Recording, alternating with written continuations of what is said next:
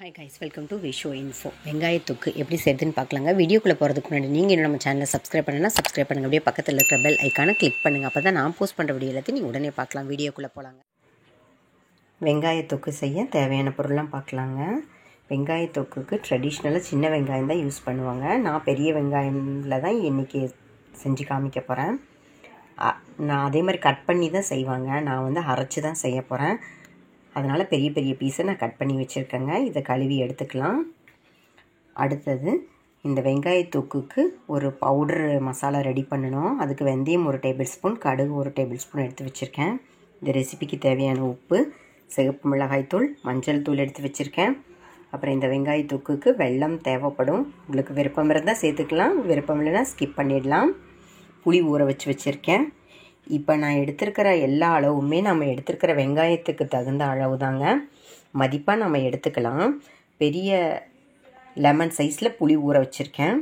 இனிப்பு அதே மாதிரி தான், உப்பு அதே மாதிரி தான், காரம் எல்லாமே நம்ம வீட்டில் எப்படி சாப்பிடுவாங்களோ காரம் கம்மியாக ஜாஸ்தியாக அதுக்கு தகுந்த மாதிரி நம்ம சேர்த்துக்கலாம். இப்போ நான் எடுத்தது கிட்டத்தட்ட 3/4 கிலோ வெங்காயம் இருக்கும். இப்போ எப்படி செய்கிறதுன்னு பார்க்கலாங்க. இந்த வெந்தயத்தையும் கடுகையும் நல்லா வறுத்துட்டு பவுட்ரு பண்ணிக்கலாம். அந்த மாதிரி பவுட்ரு பண்ணிக்கும் போதே அது கூட நம்ம உப்பையும் சேர்த்து நம்ம பவுட்ரு பண்ணிக்கலாம். ஆனால் வெந்தயத்தையும் கடுகையும் வறுத்துக்கலாம், வறுத்து ஆற வச்சு பவுட்ரு பண்ணிக்கலாங்க. அது கூடயே உப்பையும் சேர்த்து அரைச்சிக்கலாங்க. அப்புறம் புளி ஊற வச்சுருக்கேன். இந்த வெங்காயத்தை அரைக்கும் போது புளியும் சேர்த்து அரைச்சிடலாம். ஆனால் அந்த புளி ஊற வைக்கிறதுக்கு முன்னாடி அதில் குச்சி குப்பை அந்த கொட்டையெல்லாம் இருந்தால் அதெல்லாம் எடுத்துடலாங்க. பாருங்கள், நம்ம எடுத்து வச்சுருந்த வெந்தயம் கடுகு நல்லா பொரிஞ்சு வந்துடுச்சு. இந்த கலரில் நல்லா வறுத்து எடுத்துக்கணுங்க. ஏன்னா நம்ம சேர்க்குற வெங்காயத்தொக்குக்கு இது ப்ரிசர்வேட்டிவ் மட்டும் இல்லாமல் நல்லா ஃப்ளேவர்ஃபுல்லாக நம்மளோட வெங்காயத்தொக்கு மாறுறதுக்கு இது நல்லா ஹெல்ப்பாக இருக்குங்க. பாருங்கள், கடுகு வெந்தயம் நல்லா இந்தளவுக்கு வறுத்தாச்சு. இப்போ இது நல்லா ஆறட்டும். இது கூடயே இந்த ரெசிபிக்கு தேவையான உப்பை சேர்த்துக்கலாங்க. வெங்காயத்தொக்குக்கு தேவையான உப்பு நம்ம மதிப்பாக சேர்த்துருக்கோம். தொக்கு ரெடியானதுக்கப்புறம் சாப்பிட்டு டேஸ்ட்டு பார்த்துட்டு எது பத்திலையோ காரம் உப்பு தாராளமாக சேர்த்துக்கலாம். புளிப்பு கண்டிப்பாக கரெக்டாக இருக்கும். இப்போ இதையெல்லாம் சேர்த்து ஆற வச்சுக்கலாங்க. உப்பு தனியாக வறுக்க வேண்டியதில்லை, இதோட சூட்டுலேயே உப்பு கரெக்டாக இருக்கும். இப்போ இது நல்லா ஆறின உடனே இதை ஒரு பவுடராக அரைச்சிக்கலாங்க. பாருங்கள், நம்ம வெந்தயம் கடுகு உப்பு கல்லுப்பு தான் சேர்க்கணும். அதுதான் ரொம்ப நல்லது. எந்த ரெசிபிக்காக இருந்தாலும் முடிஞ்ச வரைக்கும் கல்லுப்பு பயன்படுத்துகிற இடத்துல கல்லுப்பு பயன்படுத்துங்க. இப்போ இதை வறுத்து வச்சது நல்லா ஆறிடுச்சு. இப்போ இதை நம்ம பவுட்ரு பண்ணிக்கலாம். பாருங்கள், நம்ம பவுட்ரு பண்ணியாச்சு. இப்போ இது கூடயே மிளகாய்த்தூள் மஞ்சள் தூள் சேர்த்துக்கலாம். இதையும் ஒரு ரன் விட்டு எடுத்துக்கலாங்க. நம்ம வெங்காயத்தொக்குக்கு தேவையான பவுட்ரு மசாலா ரெடி ஆயிடுச்சு. இப்போ இது ஒரு பவுலுக்கு மாற்றிக்கலாங்க. பாருங்கள், புளி எடுத்து வச்சுருக்கோம். இந்த தண்ணியை மட்டும் எடுத்துகிட்டு புளியை மிக்ஸி ஜாரில் சேர்த்துக்கலாம். ஏன்னா அரைச்சி தான் செய்ய போகிறோம். பாருங்கள், நம்ம புளியை மிக்ஸிக்கு மாற்றிட்டோம். தண்ணியை மட்டும் எடுத்துகிட்டு புளியை மட்டும் நல்லா பக்குவமாக ஊறி இருக்குங்க. இப்போ இதை அரைச்சிக்கலாம். அது கூடயே நம்ம இந்த ரெசிபிக்கு தேவையான வெல்லம் எடுத்து வச்சுருக்கோம். வெங்காயத்தொக்குக்கு வெல்லம் சேர்த்தா சூப்பராக இருக்குங்க. நீங்கள் ஒரு தடவை வெல்லம் சேர்த்து செஞ்சு பாருங்கள், சூப்பராக இருக்கும். இப்போ இதை நல்லா ஸ்மூத் பேஸ்ட்டாக அரைச்சி எடுத்துக்கலாம். பாருங்கள், வெங்காயத்தொக்குக்கு தேவையான பவுட்ரு மசாலா ஆல்ரெடி நம்ம வறுத்து பொடி பண்ணி வச்சுருக்கோம். அதுக்கப்புறம் வெல்லம் புளி அரைச்ச பேஸ்ட்டு ரெடியாக இருக்குது. இந்த வெங்காயத்தொக்குக்கு வெங்காயம் கட் பண்ணி சேர்க்கலாம். நான் அரைச்சி தான் சேர்க்க போகிறேன்னு ஆல்ரெடி சொன்னேன். இப்போ இதையெல்லாம் மிக்ஸி ஜாருக்கு மாற்றி நல்லா அரைச்சிக்கலாங்க. குறைன்னு அரைச்சாலும் சரி, ஸ்மூத் பேஸ்ட்டாக அரைச்சாலும் சரி. இப்போ அந்த மாதிரி அரைச்சதுக்கப்புறம் காமிக்கிறேங்க. வெங்காயத்தை நம்ம அரைச்சி வச்சாச்சுங்க. வெங்காயத்தை அரைக்கும் போது நான் தண்ணி சேர்க்கலை. வெங்காயத்தில் இருக்கிற தண்ணி தான் அப்படி வந்திருக்கு. நான் எந்த தண்ணியும் சேர்க்கலைங்க. இப்போ நமக்கு வெங்காயத்தொக்குக்கு தேவையான எல்லாமே ரெடியாக இருக்குது. இப்போ வெங்காயத்தொக்கு செய்ய ஆரம்பிச்சிடலாங்க. ஒரு பேனை ஹீட் பண்ணி வச்சுருக்கேங்க. இப்போ நம்ம எண்ணெய் சேர்த்துக்கலாம். நான் வந்து நல்லெண்ணெயில் செய்கிறேன். உங்களுக்கு நல்லெண்ணெய் பிடிக்காது அப்படின்னா நீங்கள் கடலெண்ணெயில் தாராளமாக செஞ்சுக்கலாம். ட்ரெடிஷ்னலாகவே ஊறுகாய் அப்படின்னாலே நல்லெண்ணெயில் தான் செய்வாங்க. என்ன காரணம்னு பார்த்தீங்கன்னா, ஊறுகாயில் நம்ம நிறைய காரம் உப்பு புளிப்பெல்லாம் சேர்ப்போம். அதை தணிக்கிறதுக்காக தான் நம்ம நல்லெண்ணெய் சேர்க்குறோம். இப்போ இந்த நல்லெண்ணெய் சூடாயிட்ருக்கு. நம்ம கடுகு 1 டேபிள் ஸ்பூன் எடுத்து வச்சுருக்கோம், அதை சேர்த்துக்கலாம். கடுகு நல்லா வெடிக்கட்டுங்க. எந்த ஒரு ரெசிபி ஆகட்டும் கடுகு நல்லா வெடித்தா அந்த ரெசிபியோட டேஸ்ட்டு இன்னும் எக்ஸ்ட்ரா டேஸ்ட்டாக இருக்குங்க. கடுகு நல்லா வெடிக்கட்டும். ஒரு தடவை மிக்ஸ் பண்ணிக்கலாங்க. நாம் சேர்த்த கடுகு நல்லா வெடிச்சிருச்சுங்க. பாருங்கள், இந்த அளவுக்கு வெடித்தாதான் நல்லாயிருக்கும். நம்ம வெங்காயத்தொக்குக்கு இப்போ சேர்த்துருக்கிற எண்ணெய் கரெக்டாக இருக்குமான்னு கேட்டால் அது கரெக்டாக சொல்ல முடியாதுங்க. இப்போ நம்ம ஓரளவுக்கு மதிப்பாக ஊற்றிருக்கோம்.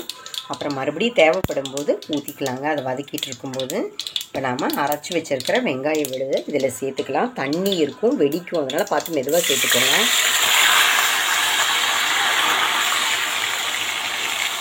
இதை நல்லா எண்ணெயில் வதக்கி எடுத்துக்கலாங்க. அப்போ தான் இதோட பச்சை வாசனை போனால் தான் வெங்காயத்தொக்கு டேஸ்ட்டாக இருக்கும். இது நல்லா வதக்கி எடுத்துக்கலாங்க. ஒரு 10 நிமிஷம் நல்லா வதங்கணும். அந்த மாதிரி நல்லா வதக்கி எடுத்துக்கலாம். பாருங்கள், நல்லா வதக்கி எடுத்துக்கலாம். எண்ணெயில் தண்ணி பட்ட உடனே வெடிக்கும். வெங்காயத்தில் ஈரம் இருக்குல்ல, அதனால தான் நம்ம வெடிச்சிருச்சு படப்படன்னு. இப்போ இது எல்லாம் நல்லா வதக்கிக்கலாங்க. நல்லா சுருளை வதக்கிக்கலாம். இந்த வெங்காயத்தோட பச்சை வாசனை மட்டும் இல்லை, இதில் இருக்கிற தண்ணியும் நல்லா வற்றணும். அந்த அளவுக்கு வதக்கி எடுத்துக்கணும். அந்த மாதிரி வதக்கி எடுத்துக்கலாங்க. பாருங்கள், வெங்காயம் இந்த அளவுக்கு இன்னும் வதங்கணும். ஆனால் இந்த அளவுக்கு வதங்கினதுக்கப்புறம் நம்ம புளியும் வெல்லமும் சேர்த்து அரைச்சி வச்சுருக்கோம். புளியோட பச்சை வாசனை போகணும். அதனால் இதையும் சேர்த்து நல்லா வதக்கி எடுத்துக்கலாங்க. நம்ம புளி ஊற வச்ச தண்ணி ரெடியாக எடுத்து வச்சுருக்கோம். அதை இப்போ சேர்த்துக்கலாம். பாருங்கள், புளி ஊற வச்ச தண்ணி நம்ம அரைக்கும்போது சேர்த்து அரைக்கலை. புளி வெல்லத்தை மட்டும்தான் அரைச்சோம். அதோட தண்ணி இப்போ தேவைப்படும். இப்போ இதை நல்லா சேர்த்து இது நல்லா வதக்கி எடுத்துக்கலாங்க. அப்போ தான் வெங்காயத்தோட பச்சை வாசனை புளியோட பச்சை வாசனையெல்லாம் போகும். இதை கொஞ்ச நேரம் நல்லா வதக்கி எடுத்துக்கலாம். பாருங்கள், புளி வெங்காயம் சேர்த்து நல்லா வதங்கிட்டு இருக்கு. ட்ரெடிஷ்னலாக புளியை தண்ணியில் ஊற வச்சு கரைச்சி ஊற்றுவாங்க. நீங்கள் அப்படி வேணாலும் செய்யலாம். நிறைய தண்ணி சேர்த்துட்டிங்கன்னா ரொம்ப நேரம் ஆகும் வெங்காயத்துக்கு ரெடியாக. நம்ம அளவாக ஊற வச்சு இந்த மாதிரி அரைச்சி செய்யும்போது கொஞ்சம் சீக்கிரம் ஆகிடும். அவ்வளோதான் டிஃப்ரென்ஸு. உங்களுக்கு எப்படி இப்போ விருப்பமோ நீங்கள் அந்த மாதிரி செஞ்சுக்கலாம். இப்போ இது இன்னும் வதக்கி நல்லா வதக்கி எடுத்துக்கலாங்க. பாருங்கள், வெங்காயம் புளி வெல்லம் சேர்த்து ஓரளவுக்கு இந்தளவுக்கு நல்லா வதங்கிடுச்சுங்க. இந்த ஸ்டேஜில் நாம் அரைச்சி வச்ச பவுடர் மசாலா சேர்த்துக்கலாம். இதுவும் சேர்த்து இதில் மஞ்சள் தூள் இதெல்லாம் சேர்த்துருக்கோம்ல, மிளகாய் தூள் சேர்த்துருக்கோம். அதோட பச்சை வாசனையும் போகணும். அதுக்காக இப்போ இது நல்லா மிக்ஸ் பண்ணி நல்லா வதக்கி எடுத்துக்கலாங்க. இன்னும் ஊறுகாய் பக்குவம் வரணும். வெங்காயத்துக்கு இன்னும் பக்குவத்துக்கு வரணும். அதுக்காக இப்போ இதையும் சேர்த்து நல்லா வதக்கி எடுத்துக்கலாம். எண்ணெய் தேவைப்படும் போது அப்பப்போ ஊற்றிக்கோங்க. ஒட்டுற மாதிரி இருந்தால் ஊற்றிக்கோங்க, ஒட்டலைன்னா தேவைப்படாது. இது நல்லா வதக்கி எடுத்துக்கலாங்க. நம்ம வெங்காயத்தொக்கு இந்த ஸ்டேஜில், அதாவது இன்னும் கொஞ்சம் வதக்கணும் அப்படிங்கும்போது நீங்கள் டேஸ்ட்டு செக் பண்ணிக்கோங்க. உப்பு பத்தலைன்னா சேர்த்துக்கலாம், காரமும் பத்தலைன்னா சேர்த்துக்கலாங்க. புளிப்பு டெஃபினட்டாக சரியாக இருக்கும். டேஸ்ட்டை செக் பண்ணிட்டீங்கன்னா எது பத்தலையோ அது சேர்த்து ஒன்றாவே வதக்கிக்கலாங்க. இன்னும் கொஞ்சம் வதங்கட்டுங்க, பார்க்கலாம். பாருங்கள், சூப்பராக நம்மளோட வெங்காயத்தொக்கு பதமாக பக்குவமாக ரெடி ஆயிடுச்சுங்க. இந்த அளவுக்கு இருக்கணும், அப்போ தான் சரியாக வரும். இந்த ரெடியான வெங்காயத்துக்கு ஒரு பவுலுக்கு மாற்றிக்கலாங்க. அருமையாக ரெடி ஆயிடுச்சு. சூப்பராக நம்மளோட வெங்காயத்தொக்கு ரெடி ஆயிடுச்சுங்க. இது வெங்காய ஊறுகாய் அப்படின்னு கூட சொல்லலாம். ஏன்னா வெங்காயத்தொக்கு அப்படின்னா சும்மா ஒரு வாரத்துக்கு வச்சுருந்தா நல்லாயிருக்கும் அப்படிங்கிற நினைக்கிற மாதிரி அந்த தொக்கு இல்லைங்க. இது வருஷ கணக்கானாலும் ஒரு வருஷத்துக்கு மேலே வச்சுருந்தாலும் கெடவே கெடாதுங்க. ஏன்னா நம்ம சேர்த்த புளியாகட்டும் உப்பாகட்டும் அது கரெக்டாக பக்குவமாக நம்ம சேர்த்துட்டோம்னா இந்த வெங்காயத்தொக்கு வருஷக்கணக்கில் நல்லா இருக்கும். ஃப்ரிட்ஜில் தான் வச்சு யூஸ் பண்ணணுமா அப்படின்னு கேட்டால் அப்படியெல்லாம் இல்லைங்க. நீங்கள் வெளியவே வச்சு யூஸ் பண்ணலாம். ஆனால் ஃப்ரிட்ஜில் வைக்கிறதுக்கான காரணம் என்னன்னு கேட்டிங்கன்னா, நம்ம ஃப்ரெஷ்ஷாக செய்யும்போது கலர் நல்லா அழகாக இருக்கும், நல்லா ரெட்டாக இருக்கும். நாள் ஆக ஆக அந்த புளியோட கலர் பிளாக்காக இருக்கும் பார்த்திங்களா, அதே மாதிரி ஆகிடும். மற்றபடி கெடுறதுக்கு சான்ஸே இல்லைங்க. கலர் இதே மாதிரி மெயின்டெனன்ஸ் ஆகணும் அப்படின்னு நினச்சிங்கன்னா, இதே மாதிரி இருக்கணும் அப்படின்னு நினச்சிங்கன்னா நீங்கள் ஃப்ரிட்ஜுக்குள்ளே வச்சுக்கலாம். இல்லாட்டி கலர் எனக்கு முக்கியம் இல்லை, கெடாமல் இருந்தால் போதும் அப்படின்னு நினச்சிங்கன்னா தாராளமாக வெளியிலேயே வச்சுக்கலாங்க. கரெக்டாக உப்பு புளிப்பு மட்டும் கரெக்டாக பக்குவமாக சேர்த்துக்கோங்க.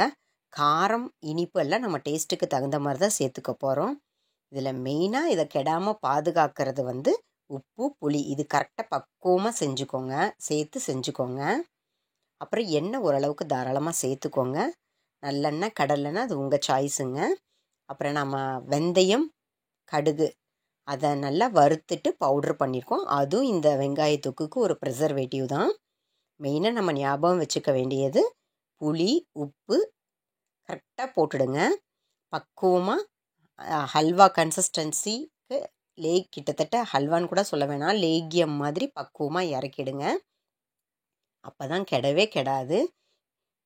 வருஷமானாலும் நீங்கள் தான் வேணாம் அப்படின்னு தூக்கி போடணுமே தவிர்த்து அது கெட்டு போகவே சான்ஸ் இல்லைங்க. இனிப்பு விருப்பம் இருந்தால் சேர்த்துக்கோங்க, இல்லாட்டி விட்டுருங்க. இந்த வெங்காய தொக்கு வந்து தயிர் சாதத்துக்கு நல்லா இருக்கும். ஒயிட் ரைஸ் கூட மிக்ஸ் பண்ணி சாப்பிட்லாம். நம்ம குழம்பு ரசம் பொரியல் அந்த மாதிரி எதுவும் செய்யாத டயத்தில் இந்த வெங்காய தொக்கு சூடான சாதத்தில் ஆறின சாதத்தில் எதில் வேணால் மிக்ஸ் பண்ணி சாப்பிட்லாம். சூப்பராகவே இருக்கும். அப்புறம் இட்லி தோசை சப்பாத்தி பூரிக்கு கூட நம்ம சட்னி சாம்பார் குருமா இந்த மாதிரி செய்யாத நேரத்தில் எல்லா டயத்துலையும் நம்மளால் செய்ய முடியும்னு சொல்ல முடியாது. அந்த மாதிரி செய்ய முடியாத டயத்தில் நாம் இந்த வெங்காய தொக்கை இட்லி தோசை சப்பாத்தி பூரி எல்லாத்துக்குமே ப்ரெட்டுக்கு கூட நல்லா இருக்குங்க. ஜாம் மாதிரி தடவி கூட சாப்பிட்லாம். இந்த காலத்தில் ஊறுகாய் யாருமே சாப்பிட்றதில்ல, எப்போவாவது ஒரு நாள் சாப்பிட்றதில்ல, தப்பில்லைன்னு நினைக்கிறேன். என்னங்க இந்த ரெசிபி உங்களுக்கு பிடிச்சிருந்தா லைக் பண்ணுங்கள், ஷேர் பண்ணுங்கள், கமெண்ட் பண்ணுங்கள், ஞாபகமாக சப்ஸ்கிரைப் பண்ணுங்கள். Okay bye.